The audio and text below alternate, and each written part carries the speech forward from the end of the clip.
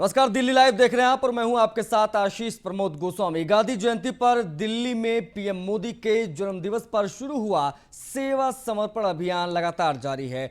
दिल्ली के वार्ड 18 की बीजेपी कार्यकर्ताओं ने इसे जारी रखा हुआ है। वहीं लोगों का कहना है कि पीएम मोदी से प्रेरित हुए हैं, जिसको देखते हुए सेवा समर्पण को सुचारू रूप से जारी रखा गया है। महिलाओं और बच्चों के साथ साथ दिव्यांगों को सेवा पहुंचाई जा रही। इस मौके पर वार्ड 18 के बीजेपी कार्यकर्ताओं के हौसला अफजाई के लिए सिविल लाइन जोन चेयरमैन नवीन त्यागी भी मौजूद रहे।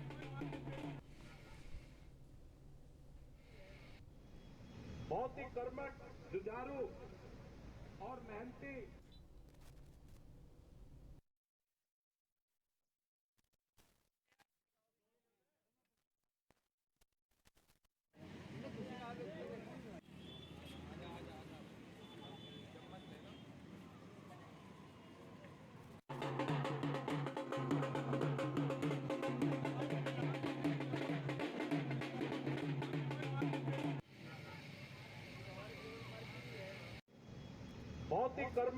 जुझारू सेवा समर्पण अभियान नरेंद्र मोदी जी के उपलक्ष्य में ये सारे ही जितने भी सेवादार हैं भाजपा के, वो हर एक जगह उनका कार्यकर्ता लगा हुआ है।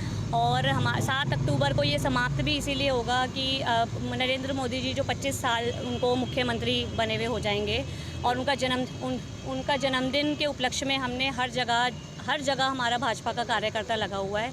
उसी उपलक्ष्य में मैंने ये प्रोग्राम आज यहाँ रखा था अपने मंडल में, वार्ड नंबर 18 में। नरेंद्र मोदी जी जो हमारे देश के यशस्वी प्रधानमंत्री हैं, उनके 71वें जन्मदिन के अवसर पर सेवा और समर्पण के कार्यक्रम हम लोगों ने मनाए। क्योंकि नरेंद्र मोदी जी अपना जन्मदिन नहीं मनाते, उनका जो संपूर्ण जीवन है वो समाज और समाज के जो कमज़ोर तबका है उनके लिए नई नई योजनाएं लाके किस प्रकार से उस वर्ग का हमें उत्थान करना है। तो सभी भारतीय जनता पार्टी पूरे देश भर में उनके जन्मदिन को सेवा और समर्पण के रूप में मना। दिल्ली के पर्यावरण मंत्री गोपाल राय ने कहा है कि विंटर एक्शन प्लान तैयार हो चुका है। सीएम केजरीवाल 4 अक्टूबर को उसकी घोषणा करेंगे। दिल्ली के असोला भाटी वन्यजीव अभ्यारण्य से आज वन्यजीव संरक्षण सप्ताह की शुरुआत हो गई है। लोगों को वन्यजीव संरक्षण के प्रति जागरूक करने के लिए अलग अलग कार्यक्रम प्रतियोगिताओं का आयोजन किया जाएगा। असोला भाटी वन्यजीव अभ्यारण्य में मौजूद नीली झील का सरकार प्राथमिकता के आधार पर सौंदर्यीकरण करेगी और यहाँ घूमने के लिए ऑनलाइन बुकिंग प्रक्रिया भी शुरू की जाएगी। साथ ही उन्होंने कहा है कि वन विभाग की तरफ से असोला भाटी वन्यजीव अभ्यारण्य में घूमने आने वाले लोगों के लिए इलेक्ट्रिक कार और गाइड की सुविधा भी उपलब्ध कराई जाएगी। प्रदूषण पर अंकुश लगाने के लिए सभी विभागों से सुझाव आ चुके हैं।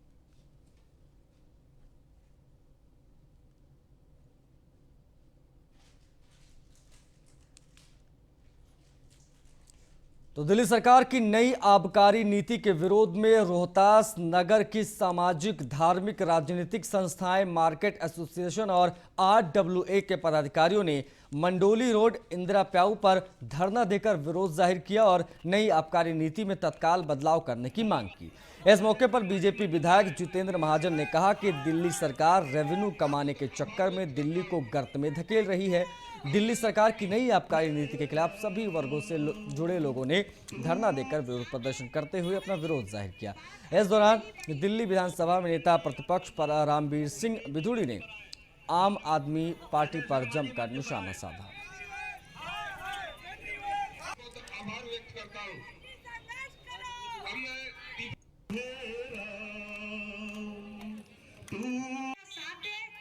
धरना रखा गया है, इसके बारे में सर थोड़ा बताइए। दिल्ली सरकार की जो नई आबकारी नीति है उसके विरोध में आज इस क्षेत्र की मार्केट एसोसिएशन, धार्मिक संगठन, राजनीतिक संगठन सभी लोग मिलकर आज इस आबकारी नीति का विरोध कर रहे हैं। क्योंकि केजरीवाल सरकार रिवेन्यू कमाने के लिए दिल्ली को नशे के गर्त में धकेल रही है। केजरीवाल सरकार के आबकारी नीति का विरोध करने के लिए आज का ये धरना हुआ है।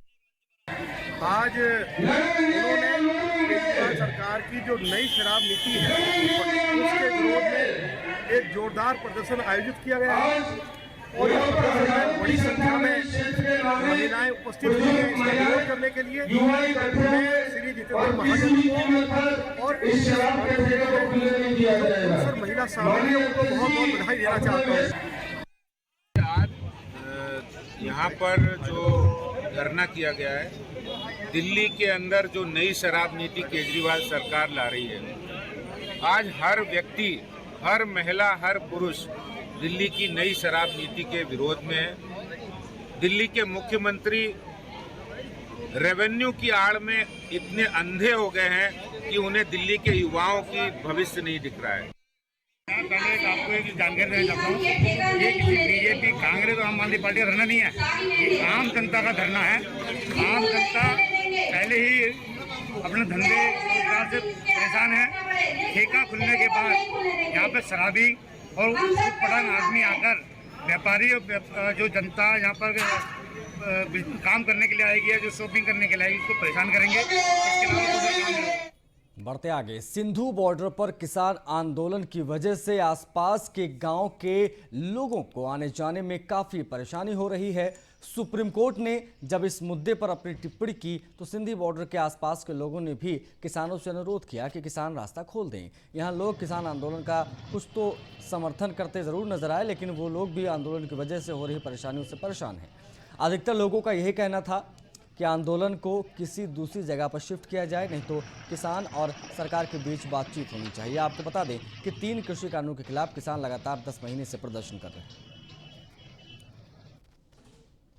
बेसिकली क्या है, आंदोलन होने की वजह से यहाँ पे ट्रैफिक तो बढ़ा है, पर ये देखिए, आपको यहाँ पे देखोगे नरेला की आबादी भी उसी तरह से बढ़ती जा रही है। पहले एक छोटी सी नाली थी जिसके अंदर 10 घरों का ही पानी गंदा जाता था। आज वही नाली है जो हज़ारों लोगों की नालियों का पानी उस नालियों के अंदर जा रहा है। जिस यहाँ पे गवर्नमेंट एजेंसी, जो जितनी भी सिविक एजेंसी है, वो काम नहीं कर रही है प्रॉपर ढंग से, जो होना चाहिए था। आप ये देखिए, दोनों की तरफ आबादी को देखोगे तो यहाँ पे 4 से 5 लाख आबादी रह रही है, जो कि जो एक नाला है वो सिर्फ 10 आदमियों के लिए बनाया गया था आज से 20 साल पहले, वो अभी तक वो डेवलप नहीं हो पाया है। यहाँ रही किसान आंदोलन की बात, किसान आंदोलन से जो ट्रैफिक बढ़ा उससे रोड की खस्ता हालत तो हुई है, पर अगर जिस एजेंसी के पास ये रोड है उस समय पे ही इसको रिपेयर किया जाता तो इसकी हालत ऐसी नहीं हो पाती। मैं 12th क्लास की स्टूडेंट हूँ, बोर्ड्स एग्ज़ाम के लिए प्रिपेयर कर रही हूँ, डेली जाम को फेस कर रही हूँ।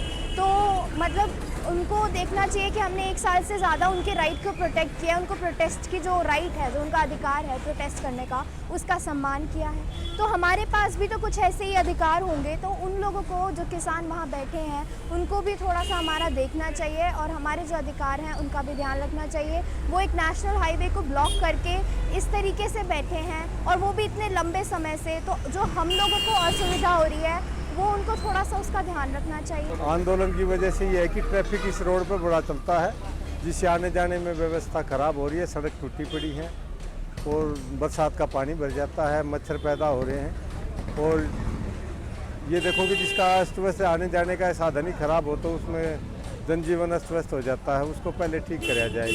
जो भी विभाग इससे संबंधित है उसको ठीक करने की जरूरत। दिल्ली में शमा एनजीओ और जाफराबाद आरडब्ल्यूए ने सीलमपुर विधानसभा क्षेत्र में महात्मा गांधी और लाल बहादुर शास्त्री की जयंती पर जाफराबाद खेल का आयोजन किया। संस्था के महासचिव डॉक्टर फ़हीम बेग ने बताया कि जाफराबाद सलीमपुर क्षेत्र बहुत ही घनी आबादी वाला क्षेत्र है। यहाँ की गलियाँ बहुत तंग हैं, खास तौर से जाफराबाद में कोई भी पार्क नहीं है, ऑडिटोरियम नहीं है, कम्युनिटी हॉल नहीं है, लाइब्रेरी भी नहीं है, जिस कारण यहाँ के बच्चे और बुजुर्ग किसी भी तरह का मानसिक और शारीरिक खेल नहीं कर पाते हैं। इन्हीं सबको ध्यान में रखते हुए शमा एनजीओ और जाफराबाद आरडब्ल्यूए के सदस्यों ने जाफराबाद खेल 2021 का आयोजन किया, जिसमें बोरा कूद, रिले दौड़, जिगजैग दौड़, चम्मच गेंद दौड़ खेल का मुकाबला कराया गया, जिसमें यूसुफ बैग, शिरीन मिर्जा, आनिया, मोहम्मद फैज़, युमना, आलिया अजहर विजेता रहे और इन खिलाड़ियों को पुरस्कृत करके संस्था की ओर से प्रोत्साहित किया गया।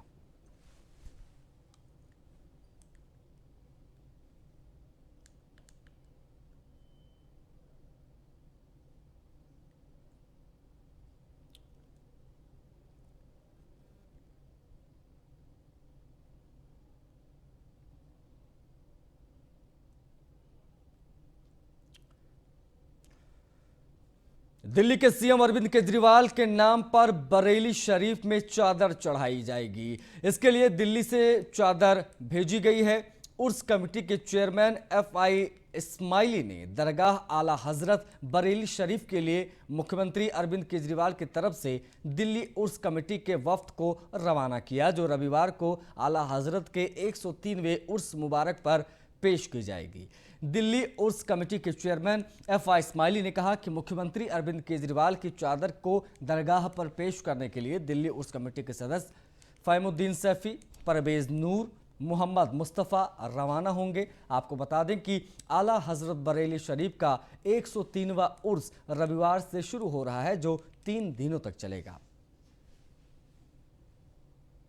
बढ़ते हैं आगे। दिल्ली के रेड लाइट पर बच्चों के भीख मांगने के 59 अड्डों की पहचान की गई है। रेस्क्यू अभियान के तहत अब तक 56 बच्चे मुक्त भी कराए गए।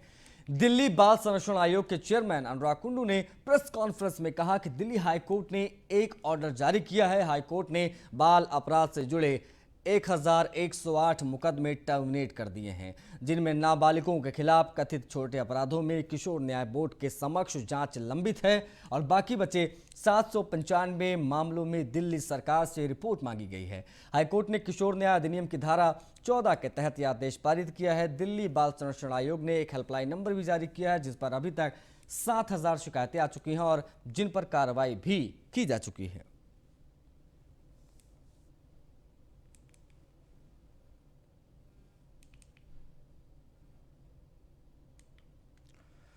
अब बात एक अहम खबर की, तो दिल्ली में शमा NGO और जाफराबाद RWA ने सीलमपुर विधानसभा क्षेत्र में महात्मा गांधी और लाल बहादुर शास्त्री की जयंती पर जाफराबाद खेल का आयोजन किया। संस्था के महासचिव डॉक्टर फहीम बेग ने बताया कि जाफराबाद सीलमपुर क्षेत्र बहुत ही घनी आबादी वाला क्षेत्र है। यहाँ की गलियाँ बहुत तंग हैं। खासतौर से जाफराबाद में कोई भी पार्क नहीं है, ऑडिटोरियम नहीं है, कम्युनिटी हॉल नहीं है, लाइब्रेरी भी नहीं है, जिस कारण यहाँ के बच्चे और बुजुर्ग किसी भी तरह का मानसिक और शारीरिक खेल नहीं खेल पाते। इन्हीं सबको ध्यान में रखते हुए शमा NGO और जाफराबाद RWA के सदस्यों ने जाफराबाद खेल 2021 का आयोजन किया, जिसमें बोरा कूद, रिले दौड़, जिगजैग दौड़, चम्मच गेंद दौड़ खेल का मुकाबला कराया गया, जिसमें यूसुफ बैग, शिरीन मिर्जा, आनिया, मोहम्मद फैज, यमुना, आलिया अजहर विजेता रहे और इन खिलाड़ियों को पुरस्कृत करके संस्था की ओर से प्रोत्साहित भी किया गया।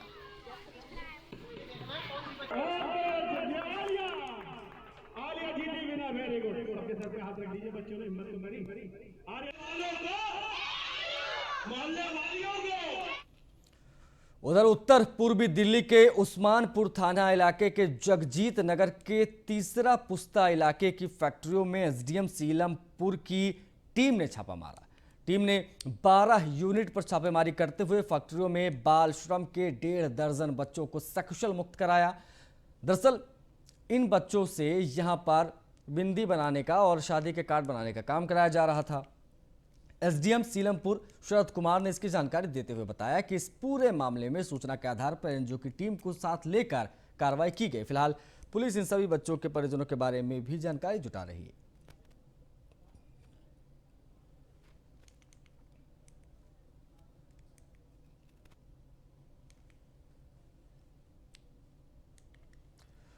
तो दिल्ली में सभी धार्मिक स्थल और मंदिरों को भगवान दर्शन के लिए भक्तों के लिए खोल दिए गए। बता दें कि दिल्ली में कोरोना के चलते सभी धार्मिक स्थलों को बंद कर दिया गया था और भक्तों को मंदिर के बाहर से ही दर्शन करने पड़ रहे थे, लेकिन कोरोना गाइडलाइंस को ध्यान में रखते हुए सभी धार्मिक स्थलों को अब खोल दिया गया है। लोधी रोड में बने साईं मंदिर में भी लोग सोशल डिस्टेंसिंग के साथ साईं बाबा के दर्शन करते नजर आए।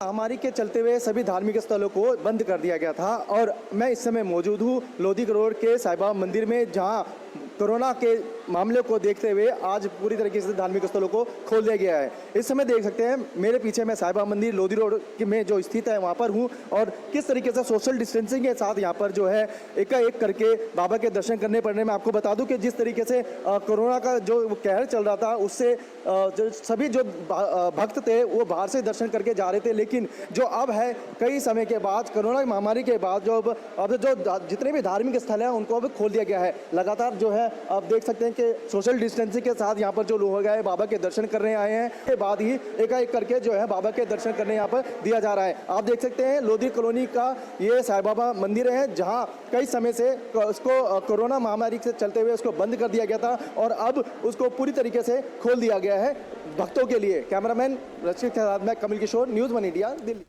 दिल्ली के मुख्यमंत्री अरविंद केजरीवाल की बहुचर्चित डोर स्टेप डिलीवरी स्कीम को आखिरकार अदालत से हरी झंडी मिल गई है। इसके बाद अब उम्मीद की जा रही है कि दिल्ली सरकार राशन कार्ड धारकों को उनके घर पर ही राशन मुहैया कराना शुरू कर देगी। कोर्ट के फैसले पर गोकुलपुर विधानसभा के विधायक सुरेंद्र कुमार और मुस्तफाबाद से विधायक हाजी यूनुस ने कोर्ट के इस फैसले का स्वागत करते हुए इस योजना को दिल्ली वालों के लिए कल्याणकारी योजना बताते हुए मुख्यमंत्री केजरीवाल को इसके लिए धन्यवाद दिया है। विधायक सुरेंद्र कुमार ने कहा कि अरविंद केजरीवाल ने दिल्ली की जनता के लिए बेहद शानदार योजना तैयार की थी, लेकिन दुर्भाग्यवश बीजेपी ने उसे उपराज्यपाल के जरिए रुकवा दिया था।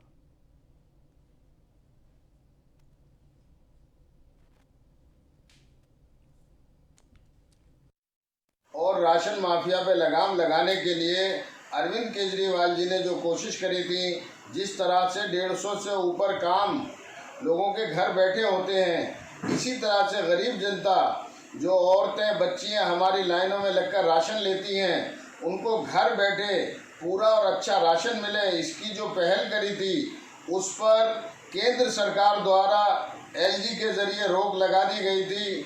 लेकिन आज सच्चाई को देखते हुए कोर्ट ने जो फैसला लिया है, क्योंकि हमेशा सच्चाई की जीत होती है, अरविंद केजरीवाल जी जो दिल्ली की गरीब जनता का भला करना चाह रहे थे, उसको केंद्र सरकार ने जिस तरह एलजी से रुकवाया था, वो एक अफसोसनाक फैसला था। अब घर घर राशन लोगों को पूरा और अच्छा राशन उनके घरों पर पहुंचेगा। और राशन दिल्ली सरकार के द्वारा डोर स्टेप डिलीवरी के मामले में जो दिल्ली सरकार की जीत हाई कोर्ट ने के आदेश पे हुई, जिसमें फैसला हाई कोर्ट ने दिल्ली सरकार के फेवर में किया है, मैं हाई कोर्ट का धन्यवाद देता हूं, क्योंकि आदरणीय मुख्यमंत्री जी ने मानव हित कल्याण के लिए जो कार्य किया, क्योंकि प्रत्येक व्यक्ति को राशन लेना जाना पड़ता था, राशन की दुकान पर वह 2-2, 3-3 घंटे वहाँ खड़ा होना पड़ता था। जिस दिन वो राशन लेने जाता था उस दिन उसकी मजदूरी या ऑफिस की छुट्टी उसको करनी पड़ती थी। उस मामले को लेकर आदरणीय हमारे मुख्यमंत्री डोर डिलीवरी के मामले में जो उन्होंने स्टेप उठाया है, वो निश्चित तौर से एक सराहनीय कार्य था। बुलेटिन में फिलहाल इतना ही। नमस्कार।